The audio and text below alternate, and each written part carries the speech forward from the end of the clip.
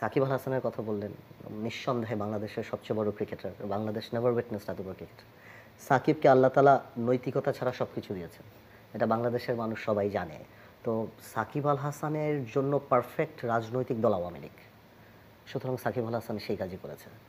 শাহজাহান ওমর সাহেবের ব্যাপারটাতে আমি শাহজাহান ওমর সাহেবের চেয়ে বেশি আওয়ামী লীগের দেউলিয়াত্বটা আমার কাছে বেশি মনে হচ্ছে। আওয়ামী লীগের মতো একটা রাজনৈতিক দল একজন গাড়ি পোড়া মামলার আসামিকে ২৯ তারিখে বেইল দিয়ে অন্য কাউকে বেল না দিয়ে ওনাকে বেল দিয়ে ৩০ তারিখ শুধুমাত্র ওনাকে নমিনেশন কনফার্ম করা না, এরপর শাহজাহান ওমর সাহেবের যে বডি ল্যাঙ্গুয়েজ, যেভাবে উনি যে ওয়ার্ডগুলি উনি ইউজ করেছেন এবং তাকে মার্কার চিঠিও দিয়ে দেওয়া হয়েছে।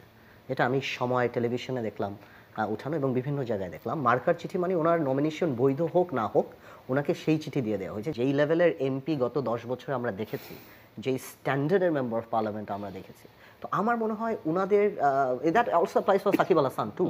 হ্যাঁ, সাকিব আল হাসান যেটা অর্জন করেছে বা মাশরাফি বিন মুর্তজা যেটা অর্জন করেছে, উনারা যে কেন এই অনৈতিকতার মধ্যে ঢুকে বা এইটার মধ্যে ঢুকলো আমি এখনো বুঝি না।